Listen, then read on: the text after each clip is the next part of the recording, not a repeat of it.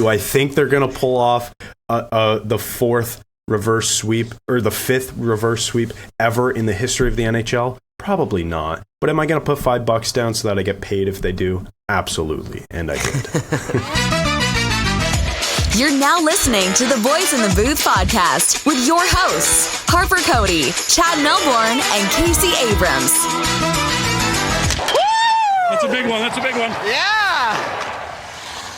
Good evening and welcome to episode 170 of the Boys in the Booth podcast. Cody, Abrams, and Melbourne with you for this one. And guys, we have a lot to get to. We're going to talk about the NHL draft lottery results last night and the second round matchups in the NHL playoffs. But before we get into all of that stuff, how we doing tonight? Doing good. Little pre-tournament training for the Pepsi Cup took place last night. We started our floor hockey league, Adam and I.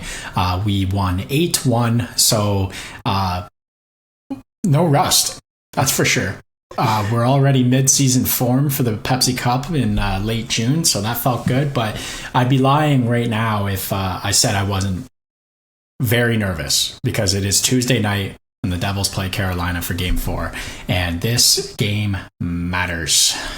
Yes, it does. Very much does. And Case, I'm going to have to fine you your very first time because it is no longer called the Pepsi Cup. It is called the Boys in the Booth Ball Hockey Classic. And we have to drill that into the heads of everybody playing in the tournament and spectating, because that's a brand new thing this year. We took the Pepsi Cup, something we've done since, I believe, 2012.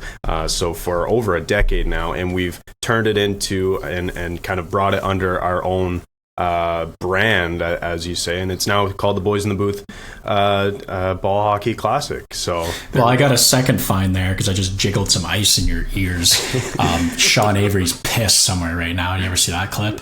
No, I haven't. What? Someone's jiggling ice, and his buddy on his podcast was like having a mixed drink, and he's like saying something, and the ice is jiggling, and he just stops and looks at him and goes, "Yeah." It is a noise. It's like very piercing. It's very loud. But yeah. So case. Those are two of your fines to start off the podcast here. But don't worry, it's going to happen a bunch of times. People are going to mistake the Boys in the Booth Ball Hockey Classic for the Pepsi Cup. But going forward, that's what it's called. And if you're interested, you can find all of the information about that on our website at boysinthebooth.com. Also on boysinthebooth.com, I didn't intend to go into like a plug here, but this is kind of just how it's going. Is our merch.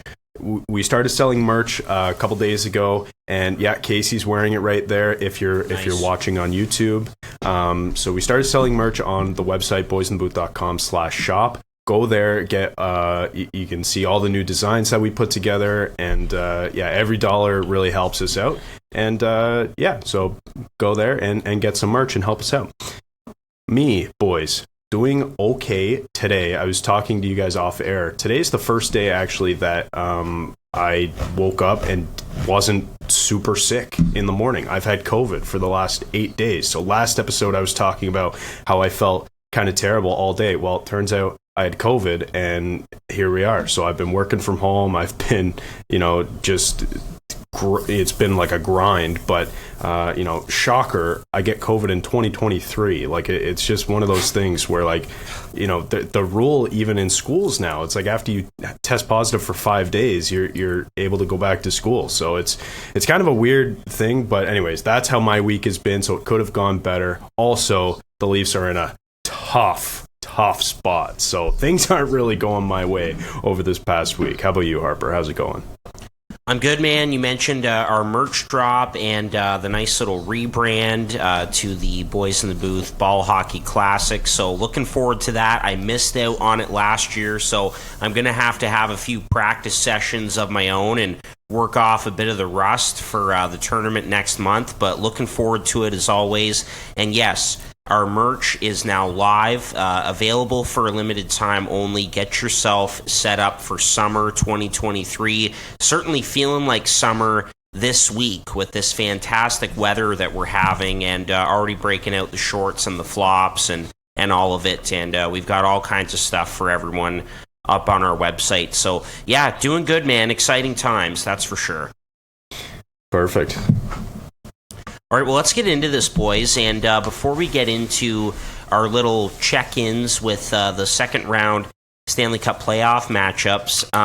Let's talk about the results of the NHL draft lottery last night, and obviously it's understandable why a lot of people out there are upset about the Chicago Blackhawks getting that number 1 overall pick, which ultimately will be Connor Bedard. We've already seen all the graphics and everything of him in a Blackhawks uniform. You got to feel for those Anaheim Ducks fans as they just, the terrible luck in the lottery continues for them. Once again, they lost out on Crosby in 2005, ended up picking number 2, and it's happened again in 2023. Still going to get a great player, whether that's Adam Fantilli or Leo Carlsson, whoever, but that really stings for Ducks fans. So Chicago gets the number 1 pick. A lot of people out there aren't happy about it again, understandably so. So maybe we could touch on that just to kick this one off. And Chad, I'll go to you first, man. Yeah, sure. So I just want to kind of reiterate what I posted on our Boys in the Booth Instagram page. Just the fact that I couldn't think of a less deserving franchise of this first overall pick. A generational player in Connor Bedard, which, by the way, it's kind of funny that even EA Sports NHL has posted him in the game in a Blackhawks jersey. Like, the kid hasn't been picked yet. Like, it's he's all but been picked. It's pretty much a foregone conclusion that he will be the number 1 pick. But it's just kind of crazy because thinking back, like, over the last few years, we can't really remember a time where it has been this certain that a guy is going to go number 1. So much so that EA Sports NHL released a picture of him in game. Yeah, they got that for me from the Hawks mode I did a while ago. Yeah, exactly. But no, circling back, I posted on our story that I couldn't think of a less deserving franchise of Connor Bedard because, and for a few reasons. Number 1, obviously the one that's looming over everyone's heads in that Chicago organization is the cover-up. A decade-long cover-up of a sexual assault, and we're not going to get into that, but just such a bad look on the NHL to sort of reward a team who covered up these atrocious acts for a decade. And oh yeah, Joel Quenneville is also allowed to coach in the NHL again as of about a week ago. So just a bad look on the NHL through and through, and like, what else do we expect? And number 2, the reason why this franchise isn't deserving of this player is because you got Patrick Kane first overall years ago, and you won 3 Stanley Cups. Like, it's just, I can't think of another franchise that deserved him the least. Like, any other team who was in the running to get the first overall pick. I'm talking Anaheim, who you mentioned missed out on Crosby back in 2005 as well. I'm talking Columbus, who has a bunch of young, fun weapons on that team, like Montreal. Imagine him in Canada. Like, that would be crazy. So many more deserving teams. And to me, like, that was the team that I least wanted to get Connor Bedard, but here we are, and it feels like people were expecting this result because people are talking today that the NHL has rigged this draft and all this. I don't know if it's rigged, but it's certainly not a good look on the NHL for the reasons that I mentioned. Case, do you have any thoughts on this? Yeah, I was disappointed to hear that he was going to Chicago, but honestly, I didn't want him to go to Arizona either. I would have loved to see him in either Columbus or Anaheim. Anaheim, frankly, because it'd be sweet to have that Devils-Anaheim rivalry back, a couple of years down the road, maybe 1 or 2. The other thing I want to mention is them dropping the ball in the broadcast, like having Kevin Weeks accidentally tell them that Columbus is out of the running. Like, that was also another mess up, but I think it would be hilarious, and I think that he would become everyone's favorite player if he just Lindros them and said no. Wouldn't that be sweet? Never gonna happen, but that'd be fun for sure. You talk about Anaheim being disappointed. Like, yeah, you didn't get Connor Bedard, but they're going to get a great player. And frankly, like Fantilli, I can just see him on that team, like fitting in with Zegras and McTavish, no problem. Like, big box, just the way he plays the game. Yeah, he fits in there. So I think that would be an exciting look. And I think that is still going to contribute to that rivalry later on, because Fantilli does play, I would say, with a little bit of an edge at times. So, that would be fun. other than that, I don't really have much else to say that Chad hasn't already said. It's kind of disappointing. Like, frankly, maybe Chicago shouldn't have even had a first round pick in this year, the 32nd pick, something like that. Can we talk about that? Because, like, I want to go back to your Devils, who lost their first round pick when they signed Ilya Kovalchuk to that long-term deal. And that was, a repercussion of that, which, by the way, was legal at the time. It was Kovalchuk's decision. Totally legal. And then Kovalchuk screws off and goes back to Russia. So the Devils lose a first round pick. Yeah. And then the other one is Arizona, right? Who was found to be tampering in terms of draft activity. And they lost their first round pick. Was it last year or a couple years ago? So something within the rules, so legal, was penalized. Something illegal to the league was penalized, but something actually illegal was not penalized. Yeah. Covering up heinous acts over a decade because some players are good at hockey. Like, it wasn't something that, it's not tampering at the draft. It's not, anyways, like, we're not going to go in depth with this. Yeah. It's just funny. Like, it's just a bad look on the NHL overall. But, like, at the same time, did we expect anything less? They are notoriously bad with PR, and they have been forever. And as long as Gary Bettman is at the helm, I don't think they'll ever change.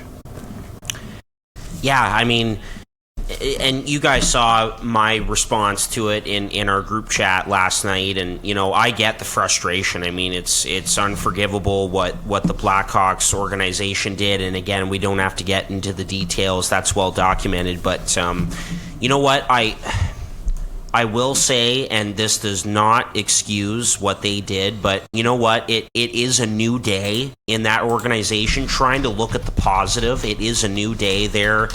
And I think that Kyle Davidson has done a good job as a young GM there, like, just getting rid of all the old with that franchise and completely starting over. And what a great way to start over. And he's going to get a great coach, a first-time coach in Luke Richardson, who really deserves that chance, and I thought did a good job in his first season with not much there. Yes, the ownership is still there. We all saw the clip of Rocky Wirtz when they had that town hall meeting and how awful that was and everything, but just trying to look at the positive from a hockey standpoint, Kyle Davidson has really made an effort to completely start over and really try to get rid of that dark cloud that's over that franchise. But it's hard to forget what transpired. Just trying to look at it through a bit of a more positive lens. That's all. Yeah, and a hockey-specific lens, which I get. Yep. I totally get. Yep, exactly. But anyway, there's, at the end of the day, Connor Bedard is going to be a Chicago Blackhawk. He's a franchise-changing player.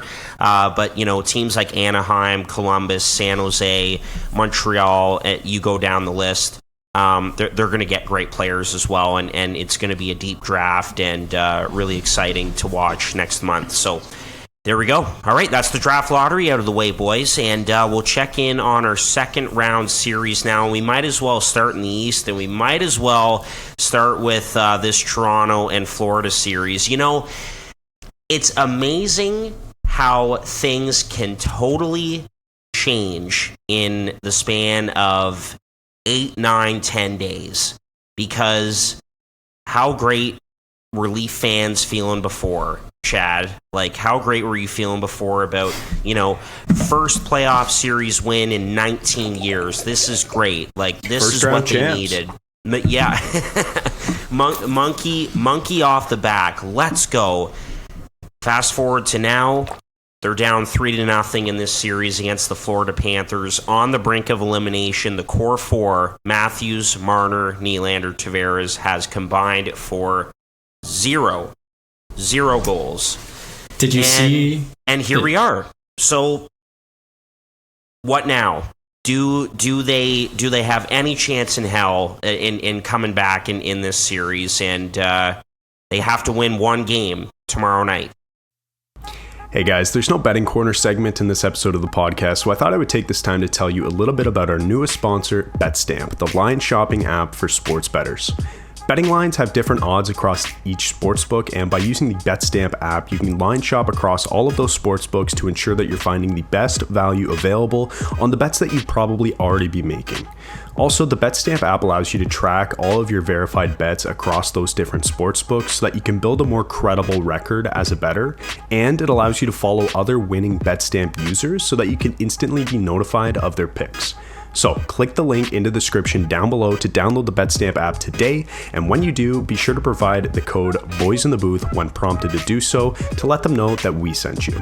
Every download really helps us out, and it helps you out as well, so we would really appreciate the support. Thanks, guys. Case, what were you going to say? Did you see the Toronto Sun, back page of the Toronto Sun, saying the invisible men? And talking about how the Leafs 4 core do their regular vanishing act. Yeah, I mean, this is the first time ever that all 4 players have gone 3 straight games with no goals. What a great time to do that. What a great time to do that. Oh, fantastic time. Guys, like you guys know, when they were down 2-0, I was content. Not content, but I was confident still that this team had something in them, because they outplayed Florida in both games. The expected goals through 2 games were something like 10-4 in favor of Toronto, and Bobrovsky, you got to tip your cap. He played well, really well in both of those games, and you know the core 4 guys, they got their looks. The Leafs power play looked deadly. They scored a couple goals each game. It wasn't like they were getting shut out or anything. So, you know, all signs were pointing to, okay, Bob isn't going to be able to keep this going, and the core 4 will not be denied going forward. Well, my confidence changed after game 3, because that entire game, right up until they scored the final goal to win it in overtime, I was thinking to myself, and I was kind of just waiting. Okay, I was like, okay, like, when is something going to happen from one of these guys? When are they going to be able to take over the game like John Tavares did in Game 6 of the first round series in overtime to score that goal, like Austin Matthews did when they were down 4-1 and came back to win against Tampa Bay in Tampa Bay and completed that comeback. And we were all kind of just waiting for that. And then the Reinhart goal goes in on a play that was a piss poor effort by basically everyone on the ice except for Joseph Woll, who was just completely shocked that puck even had a chance to get to the net in the first place. So to me, like, sitting right now as a Maple Leafs fan down 3-0, I'm just completely baffled, because I thought the response after being down 2 games would surely be 1 win, like out of 2 in Florida at minimum. And I thought it would be game 3, and it just wasn't.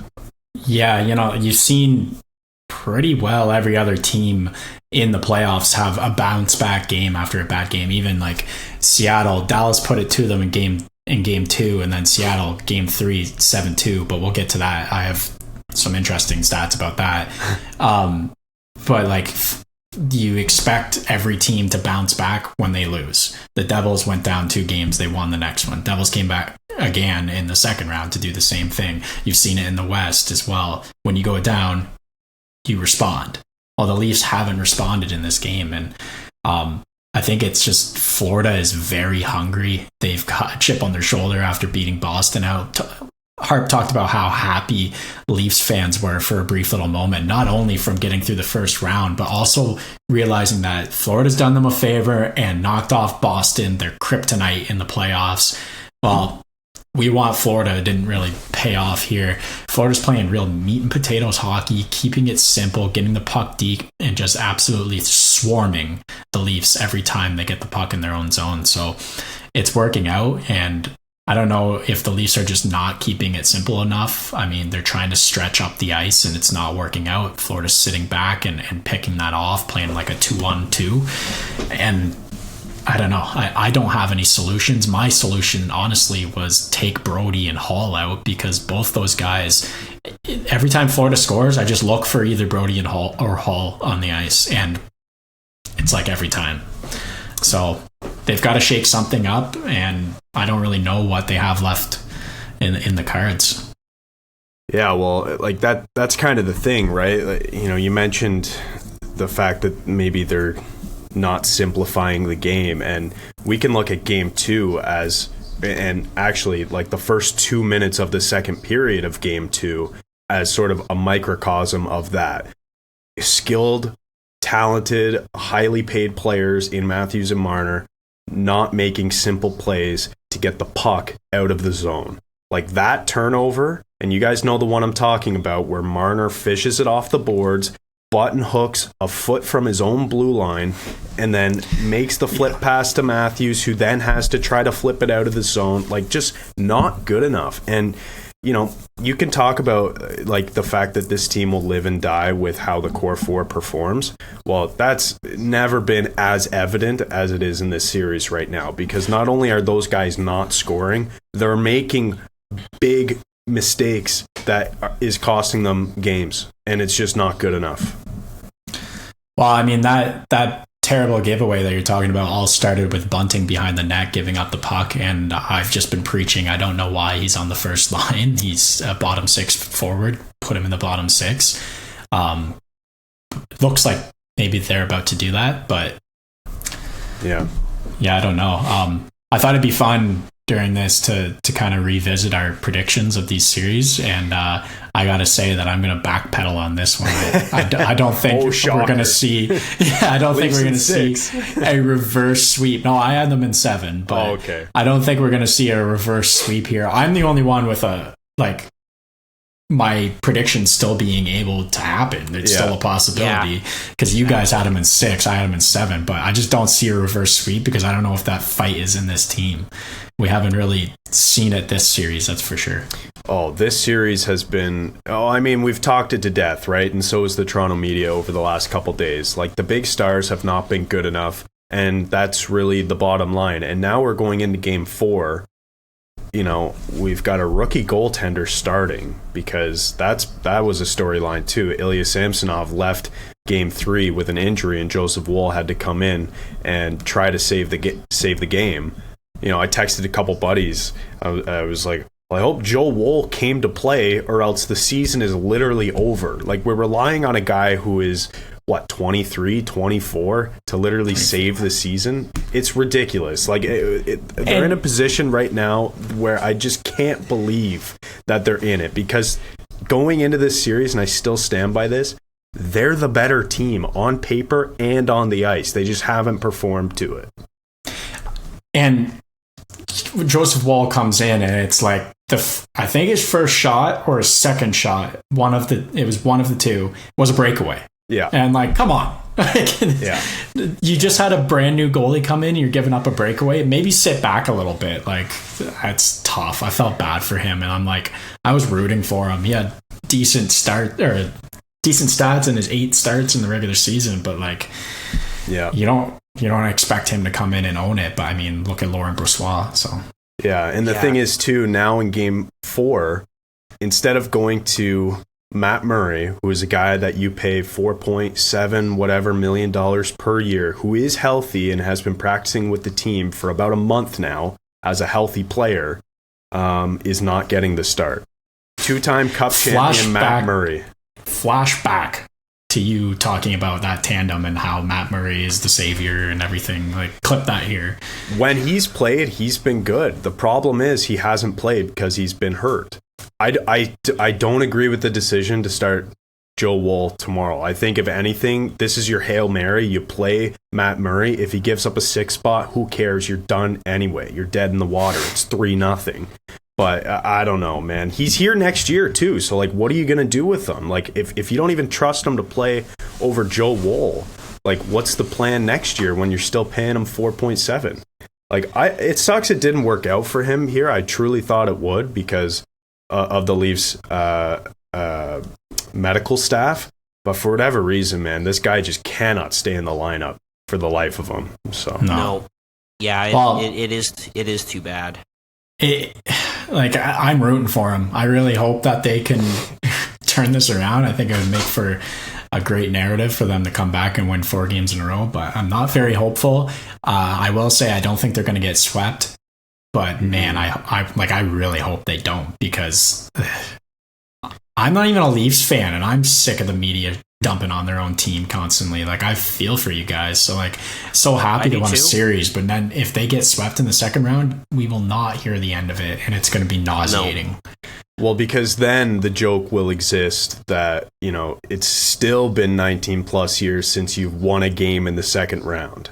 Yeah, despite winning the first round, like not having won a game, like that's just, and we don't want to go there. This series isn't over yet. If you want to see my bet slip, I actually put $5 on the Leafs in 7 because the odds were just too good. You know, like I couldn't not do it. Do I think they're gonna pull off the fourth reverse sweep or the fifth reverse sweep ever in the history of the NHL? Probably not. But am I going to put $5 down so that I get paid if they do? Absolutely. And I did.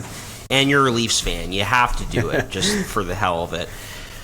You know, Florida just wants it more. They look like they want it more. They win the puck battles. You know, Bobrovsky has turned back the clock, which has been just unbelievable to see. I think Paul Maurice has done a great job with them. You know, the Kachucks, the Bennetts, the Montours, go right down the list. They want it more, man. And but I agree with Case. I don't think it's going to be a sweep. I think that, you know, just because you get to this point, you're up 3-0. I think that fourth one is always so tough to win. You know, regardless of where the series is at. So, you know, I could see this going 5 or 6. And, man, like, I hope that the Leafs pull off the improbable and win 4 straight and come back. It would be an unbelievable thing to witness. But I just don't see it, man. I'm sorry. This Florida team looks really strong. They're proving all of us wrong right now. So, yes, I'm going to, you know, do the surprise thing here and backpedal on my original prediction of Leafs in 6, which obviously won't work now, last time I checked. So, yeah, I'll be going with the Panthers now, but I could see it being in 5 or 6 games. I can't see this team just rolling over and getting swept. I hope not, at least for your sake and for Leafs Nation. Yeah, I feel like a lot of Leafs fans are checked out anyways, and they just kind of want it to be over and don't expect the players to even show up for this game. But, you know, I was listening to Real Kipper and Bourne on Sportsnet earlier today, Justin Bourne and Nick Kyprios, obviously, and they were talking about, you know, big changes coming to the core 4 and maybe to Sheldon Keefe and maybe to Kyle Dubas. Like, maybe all of those jobs in Toronto aren't safe if they get swept. But then my question in response to that was, you know, what happens if they claw back and they lose in 6 games or even in 5 games? What if they get a win here? Like, are we still talking about those sweeping changes? Probably not. But this series, have we seen that, you know, maybe some of those changes should come? Like, I'm looking at the coaching staff right now as maybe the first change you make, because I think Keefe has been out-coached in both series, and maybe every series he's coached the Leafs in, dating back to when he was hired. So, you know, I think if they lose in 6, you know, we look back at this series and go, oh, they were so close and they battled back, and it's not that big of a media storm. But if they get swept, man, like, we're not going to hear the end of it for you know, until October next or this year, where next season starts, and we just hear, you know, oh, this guy has to go, trade Nylander for a top 4 defenseman again, and all of that. So I just thought it was interesting to compare, like, how the narrative will change based on how many games they win here, whether it's 0, 1, 2, or 3. Absolutely. Yeah. We can't get to Wednesday night fast enough. It's going to be fascinating, that's for sure. And now, a word from our sponsors. This podcast is sponsored by Liquid IV. Whether you're staying active or nursing a hangover, Liquid IV has you covered. Just 1 stick of Liquid IV in 16 ounces of water hydrates faster and more efficiently than water alone. It contains 5 essential vitamins, B3, B5, B6, B12, and vitamin C, with 3 times the electrolytes of traditional sports drinks. It's made with premium ingredients, it's non-GMO, and it's free from gluten, dairy, and soy. There are plenty of awesome flavors, but my personal favorite right right now is lemon lime. So get 20% off when you go to liquidiv.com and use the code boys_in_the_booth at checkout. That's 20% off anything in the store when you order using the promo code boys_in_the_booth at liquidiv.com. Experience better hydration today with Liquid IV. This podcast is also sponsored by the best ticket app out there, SeatGeek. SeatGeek takes the confusion out of buying tickets, making it quick and easy to get the best deals on tickets to your favorite sporting events. Plus, Boys in the Booth listeners get $20 off their first ticket purchase on SeatGeek with the promo code Boys in the Booth in all caps. So click the link in the description down below to download the app, and remember to get your discounted tickets using the code Boys in the Booth in all caps. Get great seats for a fraction of the cost with SeatGeek. All right, let's get to the other second-round series in the East. The Carolina Hurricanes against your New Jersey Devils. Case down 2-0 again, just like they were in that first-round series. They get the big win on Sunday, 8-4. What a performance by the Hughes brothers. You know, Luke comes in, 2 assists. He looked dynamite. Didn't look like he was out of the lineup at all. And they've got a big one tonight, obviously, as we're recording that fourth game starts in about 15 minutes. Case, just your thoughts on where the Devils are at in this series, what you've seen so far, and safe to say that tonight, you know, as we're recording this and about to drop the puck for Game 4, that tonight's a must-win for the Devils at home? Maybe not must win, but it's going to make the comeback a whole lot easier, obviously. I think that this team is never out of it. I've said that multiple times in this year. So I think even if they lose tonight, they can still try to claw back, but the percentage goes down very, very quick. Man, the first game, one shot in the first period really scared me, but the second period was the Devils. The Devils won the second period. The third period was close. But Carolina, you can't let them come out and be up a couple goals early, because they will shut it down.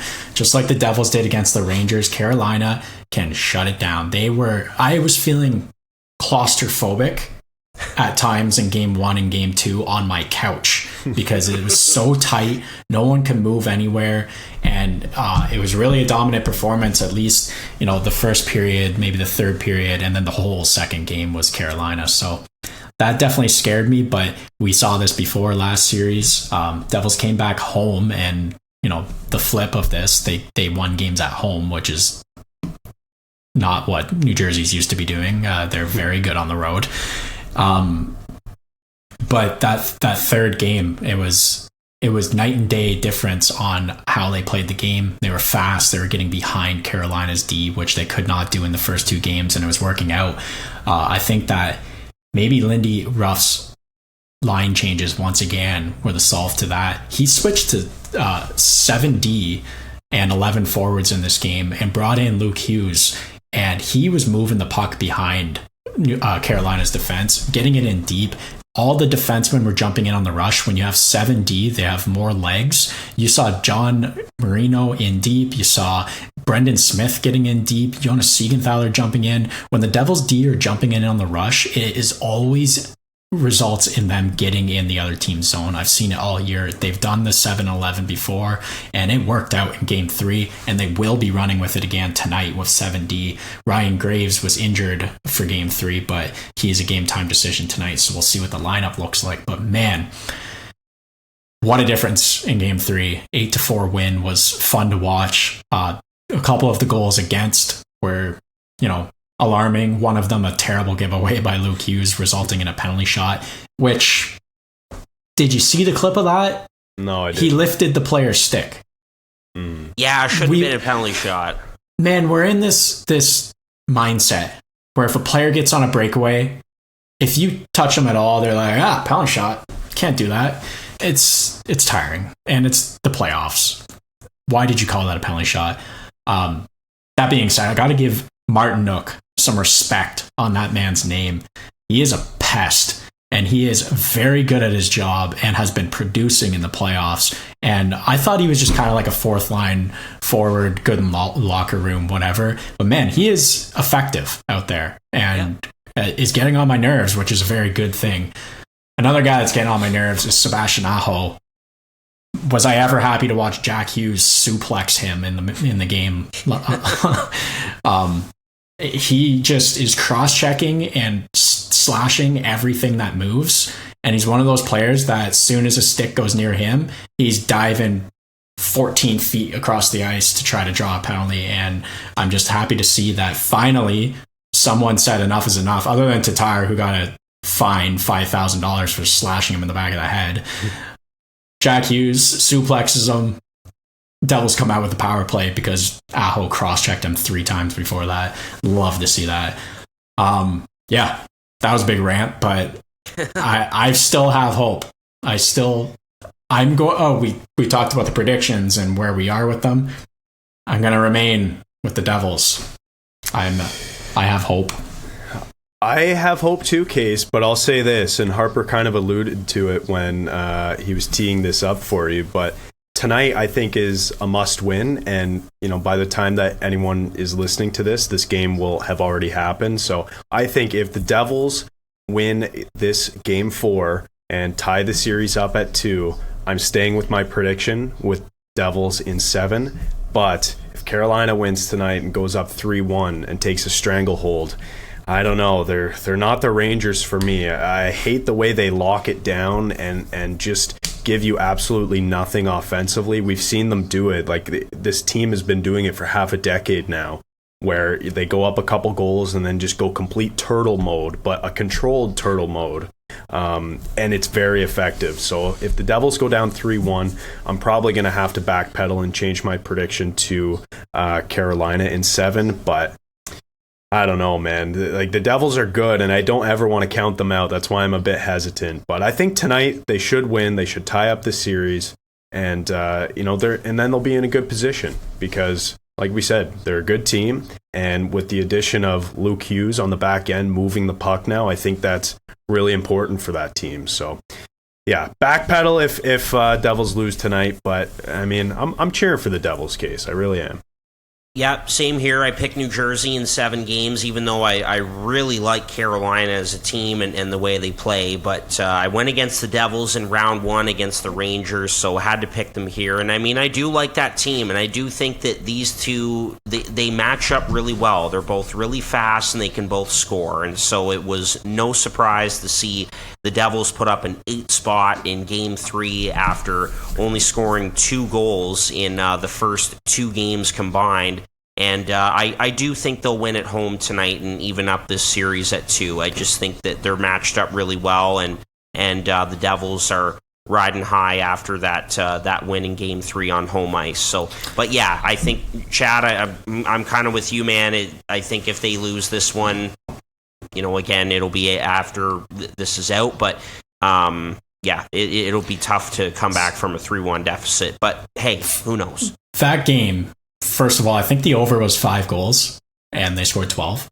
5.5. We were betting on it. Remember, Harp? It was me, you, and Calvin. We were on the phone for half an hour, and Cal's like, who are we taking tonight? And I'm like, Leafs, Devils, and take the over in that Devils game because, wow. It was only 5.5, and that was low. Yeah. So I've got to talk about some of the depth players on New Jersey, give props to them real quick. Michael McLeod, that shorthanded goal. Another brilliant one by him. Hard work, coast to coast, drive the net, good things happen. So I love that. Miles Wood scored a nice goal too, a backbreaker. But what I really have to say about that 8-4 game is it did not only get the team back in this series, it got the big boys, the superstars, back into this series or into the playoffs in general. Nico Hischier, lots of assists so far. I think he has 6 or 7. That was his first goal in that 8-4 game. Same as Timo Meier. Jesper Bratt's in on the mix with points now. He scored last series, but you know what I mean. And Jack Hughes, 4 points. Luke Hughes, 2 points. The superstars are in on it. When the bottom 6 is rolling and the superstars get involved now, that says good things for me. And we're still waiting on Hamilton as well. We got to see Hamilton score at his former team. They only mentioned that 16 times a game on TNT. So many. So, yeah, I'm really hopeful after Game 3. It's going to be a dagger tonight if they lose for my happiness. Yeah, fair enough. All right, let's move over to the West before we wrap up the two series there. Of course, the Seattle Kraken up 2-1 in that series with the Dallas Stars. Man, what a dominant performance that was. A 7-2 victory in Game 3 at Climate Pledge Arena, and they're up 2-1 heading into that game tonight in Seattle, that fourth game. So Seattle up 2-1 in this series. They keep surprising us all. What do we think about this one, fellas? Seattle is showing what depth can do in the playoffs. The core four is not working out for Toronto. Well, the depth thing is working out for Seattle. 7 different goal scorers in that 7-2 game. Chad's been harping on that all year. Chad Harp. But I'm going to stick with my prediction here. Dallas is the better team. It took them shooting a puck at Miro Heiskanen's face to win a game big. Boy, was that unfortunate. Heiskanen was leading the league in time on ice per game and time on ice total. I think he was playing just under 30 minutes a game for Dallas, so that was an absolute backbreaker. But something I want to talk about in this series is the deserve to win-o-meter on Money Puck. In that 7-2 game where Seattle won, they only had a 60.9% win-o-meter, whatever you want to call it.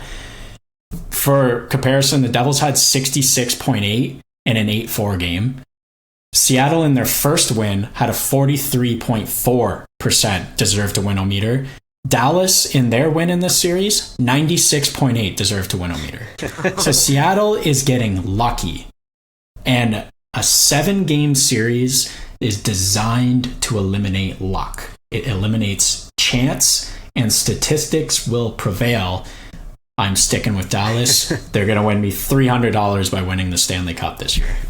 Statistics will prevail. We hope. That's what we add in. Because I'm going to look like an asshole when it doesn't happen. I'm going to be like, that. I'm still going to say they don't deserve it. Yeah, well, even, like you guys know, like I'm a big stats guy as well. I live on Money Puck, and the stats all year said that Seattle was bound to stop scoring. They were scoring way more than expected, and in fact, they were the most among any team above expected in terms of goals. So, this series, the fact that they're getting outplayed really just means that they're getting good goaltending from Philip Grubauer, which again is something that, we haven't been able to say in a while, but he's been great at these playoffs. He's been one of the better goalies in these playoffs, and we thought that Jake Ottinger would be better than him, and he just hasn't been so far, at least by the numbers. So we'll see going forward. I'm also not going to change my prediction. I'm going to stick with Dallas.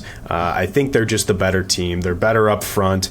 They're better defensively, even without Miro Heiskanen, and they have better goaltending, hopefully, or at least that's what the book is on Ottinger. He's one of the best guys. So I'm sticking with Dallas as well. But like Seattle, this is a team, man, where I think, we've got to give them some respect. Like, it's a team where even though they've gotten outplayed in all of these games, they've found ways to win. And they're really just, doing it by committee. I think in the first round, they had 16 different goal scorers in that first round series, and in the second round already through 3 games they've had 10 different goal scorers, and like you mentioned, Case, they had 7 different goal scorers in that one game where they put up a 7 spot. So it's one of those things, man. I feel like we just have to stop underestimating this team because they're kind of just getting it done. But again, all that being said, I'm still sticking with my guns and going Dallas to win this series. Harp, we still got you here or what?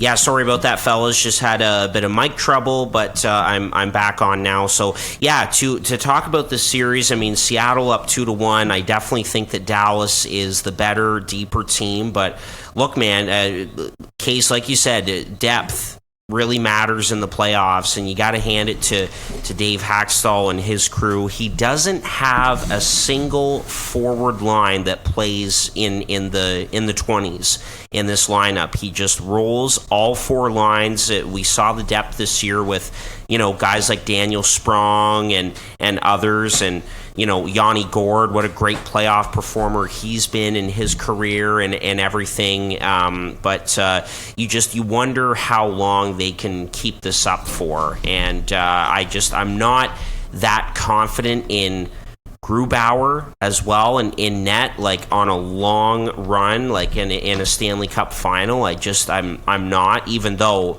like that's not taking away from how well he's played. I just think that Dallas is the better team. They're going to ultimately pull through and win this series because they deserve it, as Case pointed out. But this has been pretty fun to watch by the Seattle Kraken, and just goes to show that sometimes you don't need those superstars on your team, that you can get things done by committee, and that's what they've done up to this point.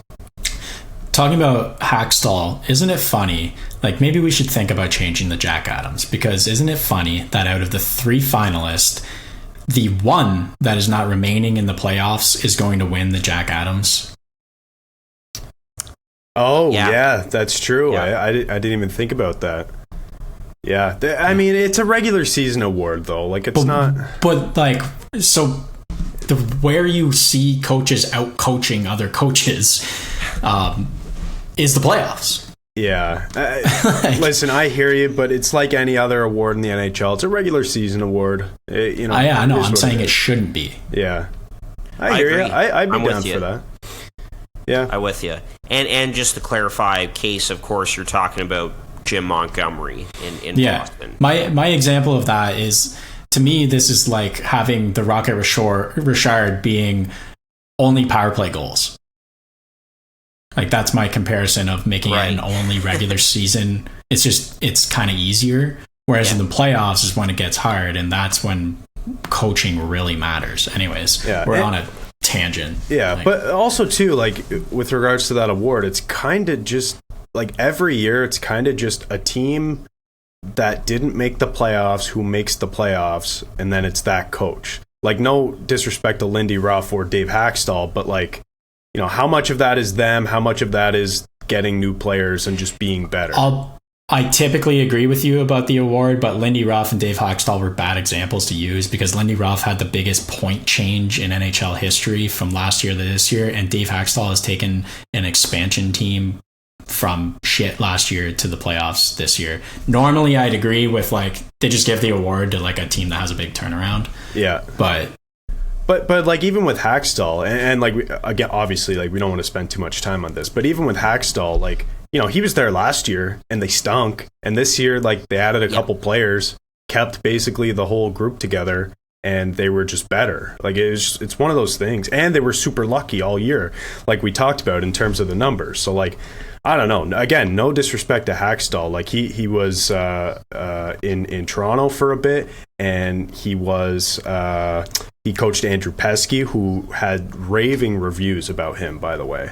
North Dakota. Yeah. That's right, before he got hired by Seattle. But it's just, I don't know, it's one of those things. Like, the Jack Adams Award, like, it's hard to measure coaches aside from just wins and losses, I guess. So maybe that's where the problem lies. But that's what I'm saying is, I think it tells more of a story if you use playoffs. To me, like, GM, sure, the best GM is the team that had the best change in the season. Like, yeah. Do you know what I mean? Yeah. No, yeah, that makes more sense to me.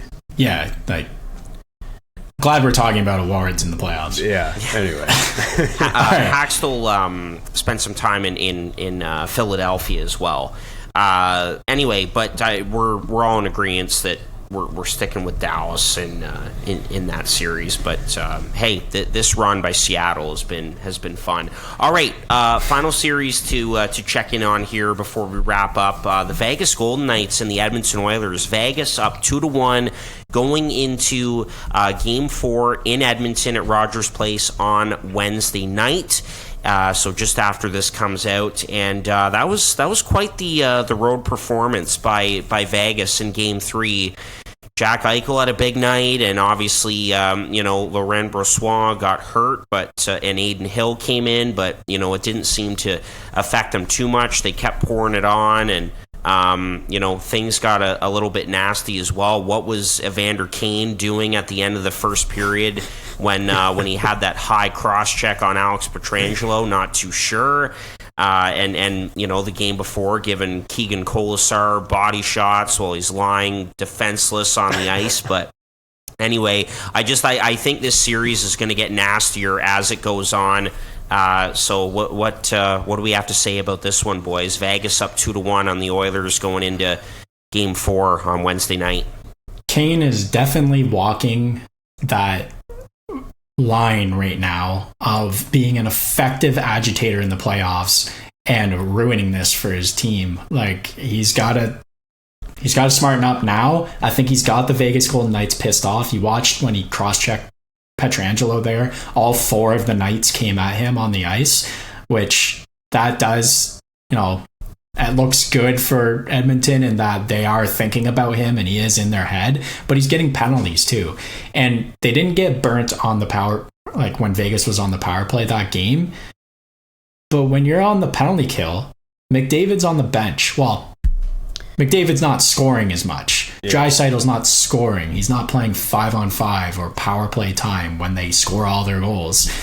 It's the same as like the Devils against the Rangers in the first 2 games. When you're killing penalties the whole time, Jack Hughes is on the bench. So they've got to smarten up. If it does get nasty, they're better set up to handle it. They're the biggest team left in the playoffs. And anyways, I digress. I am going to stick with Edmonton. Draisaitl and McDavid continue to be freaks. Draisaitl in particular, 13 goals in 9 games or whatever he's at now. When the superstars are going, it just takes a couple of the other guys to step up, and I think that they'll get back on track. I think they win Game 4, and then this series is back to a best of 3.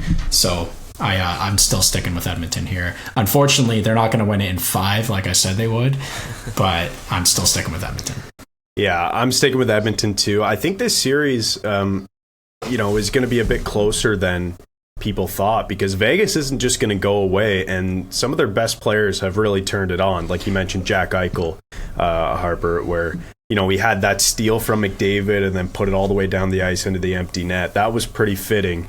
Especially because a lot of people weren't talking about the fact that it was, number 1 versus number 2 from the 2015 draft going head to head for the first time in the playoffs ever. So it's kind of a missed storyline that, is sort of developing now that the games are being played, which is kind of cool in and of itself. But yeah, I'm sticking with Edmonton for the sole reason that they have the 2 best players on the planet right now.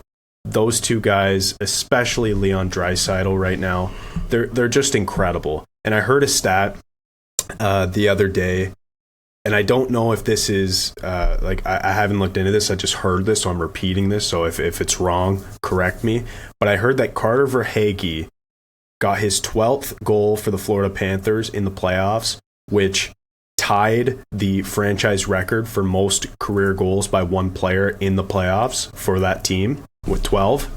And Leon Draisaitl has 13 in these playoffs alone, which is just like, we're talking about, a guy who's playing in a league of his own right now. Like, wasn't it McKinnon last year who had like 14 goals through the entire playoffs? Like, it's just, and led the league. Like, it's one of those things, man, where he's just on a different planet. It feels like every night he plays, he could have 5 or 6, and he had 4 the one night, so he's almost there. Like, those 2 right now are just going, and that power play is deadly, still over 50%, humming at a clip right now that is just untouched. I can confirm 12 is the franchise leading goals in a playoffs is Carter Verhaeghe, second being 10. So that stat is factual. There we go. But yes, that power play is ridiculous. Do not take penalties. Yeah, seriously. Yeah, and a guy that kind of gets put in the shadows, obviously, by McDavid and Draisaitl is Evan Bouchard, who has been really good on the blue line for the Oilers and is a big part of that power play as well. And his role and opportunity certainly increased after the departure of Tyson Barrie, and it was definitely a gamble by the Oilers, but it's paid off. And even though they're down 2-1, and I know that Jay Woodcroft, who is one of my favorite coaches in the entire league, after he wasn't too happy, obviously, about that result in Game 3. I expect the Oilers to come back strong at home and tie up this series at 2. And I originally had Edmonton in 6, but I could see this going 7 games. I really could. I could see it going right down until the bitter end with these two, but I'm not concerned about the Oilers. I think they will pull this out in the end. I have a question for you two, though. Stuart Skinner has definitely showed his struggles. What do? Do you go to Jack Campbell now? You're paying him $5 million. What do you think? I mean, he came in that one game, right, and stole it. Was that this series or last series? I think that was the series against LA. Man, right. Looking back, like he may have saved that. He may have saved them in that series. Well, that one game alone, I remember looking at the numbers. It was a historic night. Like it was something like over 2 goals saved above expected in that game alone. After coming in relief and winning. So, but then again, like he's been so inconsistent all year long. And I don't even know if I can say inconsistent, because was he good at all this season? Like even once, aside from that playoff game that I just talked about? Like it hasn't been good. So I don't know. I think Skinner's still the man, and you still give him the ropes. And then, if he becomes unplayable, which I don't think he will, then maybe you give it to Jack Campbell. I think for Campbell, his season is kind of just like, I think you let him start fresh next year and try to be the starter, but I don't know. That's how I feel. Case, yeah, what do you think? I personally would stick with Skinner, but we've seen it with we saw it with Boston, for example. This is a team that ran a tandem all year. Maybe you continue the tandem situation and go with Jack Campbell next game. True. That's a good point. And by the way, speaking of the Boston goalie situation there, Jim Montgomery did admit in a press conference today, earlier today on the day that we're recording, that he did botch that goalie situation and should have started Jeremy Swayman earlier. So that was interesting to hear for sure. That'll get him the Jack Adams. Yeah, though. Jack Adams, though. Give him the Jack Adams. Yeah, exactly. Back to that. All right, boys. Well, I think that does it for episode 170. Again, thank you so much for listening. Feel free to check out our merch at boysinthebooth.com. Again, available for a limited time. Get yourself set up for summer 2023. It's going to be a good one, and also any information, past or present, that you want to look for on the newly named Boys in the Booth Ball Hockey Classic. You can go to our website for that as well. I almost tripped up too. It was almost a fine for me as well, but recovered there. Anyway, thanks for listening, and we will chat with you again next week. This has been another episode of Boys in the Booth with Harper Cody, Chad Melbourne, and Casey Abrams. Connect with the Boys in the Booth on Instagram, Facebook, and YouTube at Boys in the Booth. Visit boysinthebooth.com for show details. And don't forget, you can become a patron of the podcast for just $1 a month at patreon.com/boysinthebooth.